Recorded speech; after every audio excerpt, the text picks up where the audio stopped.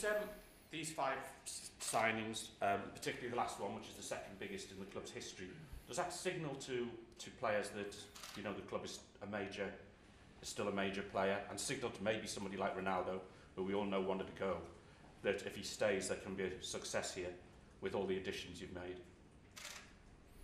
I think it's a signal, yeah, but I think all the big clubs in the Premier League spend a lot, so it's the market. But it shows to somebody who might want to leave the club that there is ambition to get back to the top in spending that amount of money. From the start we said we plan with him, and so that's your vision, it's not my vision. I think we are happy with him, he's happy to be here, and we want to make this season a success together. Just on that, Erik, have you spoken to Cristiano about his situation, and if so, has he accepted that he is now here until at least January? Several times, yeah. We are on one page, so. And he's happy to stay, happy to go forward with you and the team. Otherwise, he wasn't there. Yeah. Samuel. Erik, you said a couple of weeks ago the squad needs to be stronger at the end of the window. Are you confident that it is strong enough now, at least until January? Yeah, I think we strengthen the squad, clear. And as a manager, you want always more. And what I demand from my players, I have to show it by myself as well. You want always maximize, but in a certain point, you have to be satisfied what is there, and it's also then about development of the team, development of the individuals, to get this team stronger, to get the team more consistency, to bring more quality, and that is what we have to work for now. Me together with my coaches, and of course in togetherness with the team. You've put your imprint on the squad very quickly, and the club have clearly backed you in terms of the players you've gone for, players you've coached, players from Holland. Do you feel any more pressure in that these are signings that you've really pushed for, who you are familiar with? No.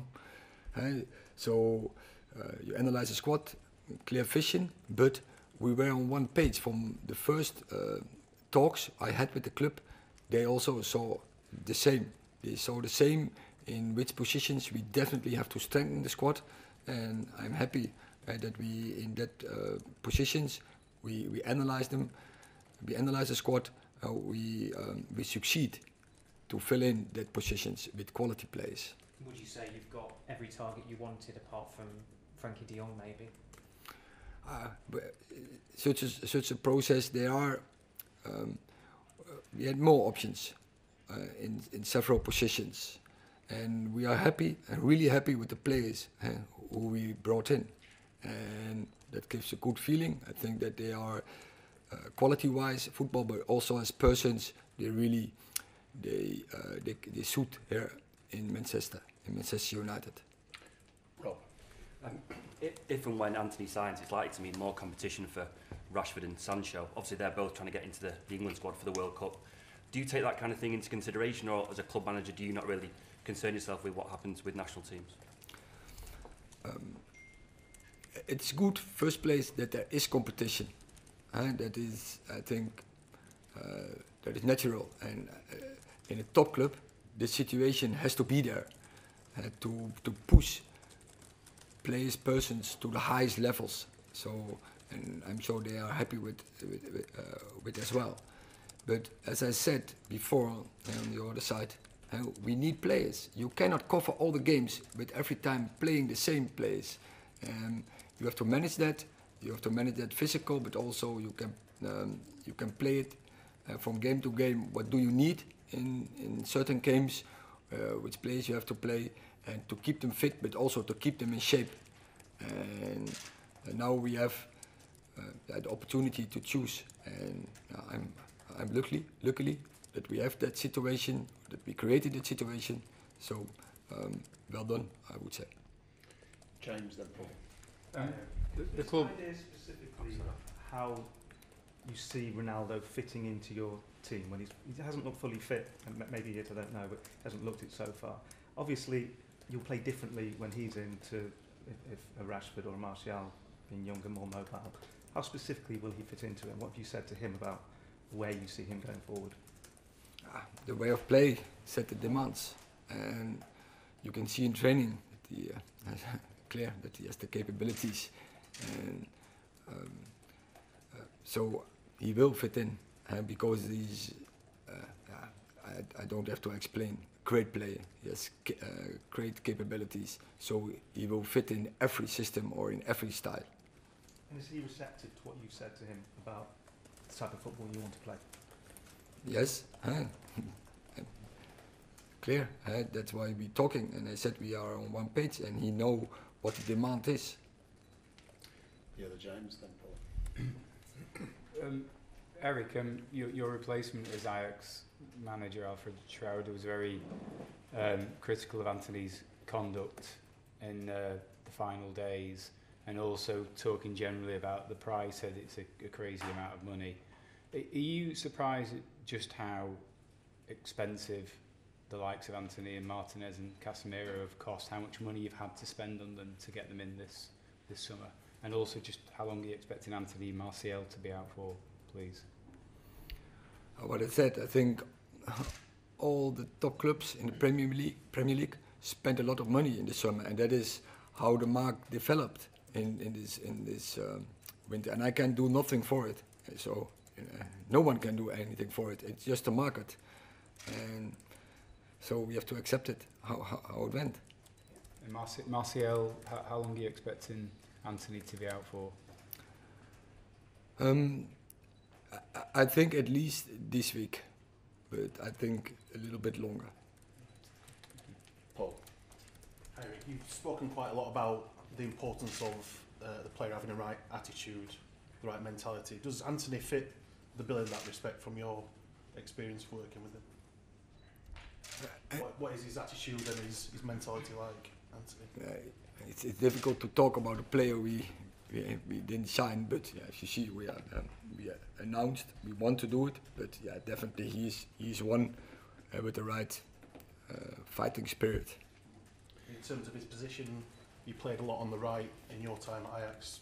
Is that where you primarily see him playing for United if it does get over the line? If it happens, yes.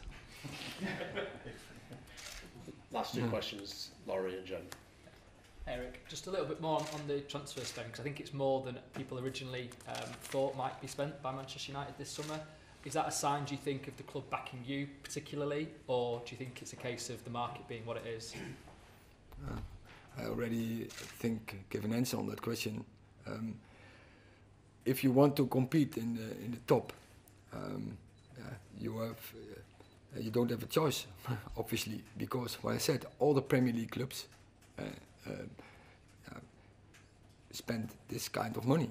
So if you want to play for the top, for the first 4 positions, you have to do it. And I think we have the ambition, especially on the long term, to play for trophies. So we had to do this, I think.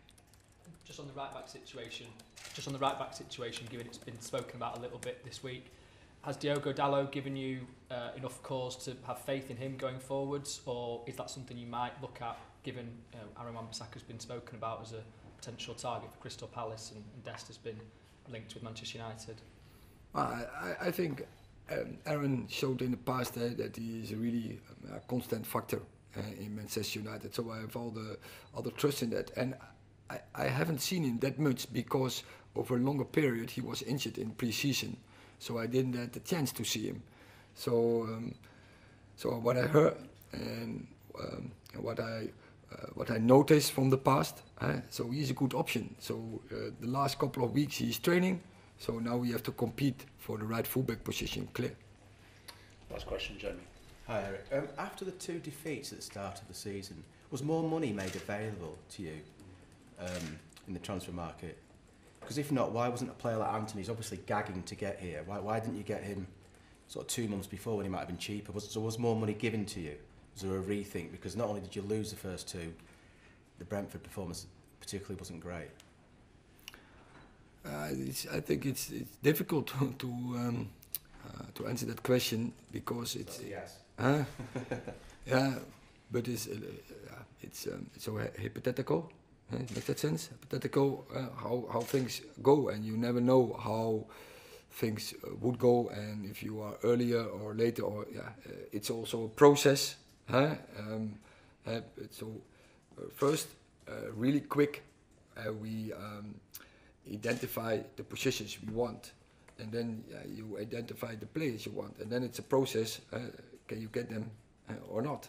And so often more parties are involved, like clubs, the players, the agents, other clubs. So there are many factors who make it complicated. And then the market, how it develops, the financial.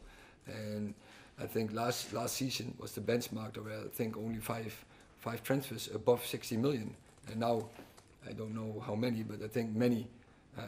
But with regard to more money, that's not a hypothetical question. Was more made available to you? No, there was always money. The same amount? Now they make adaptations, but because of how the market, and I think the club did that well. Thank you. Thanks very much. Thank you.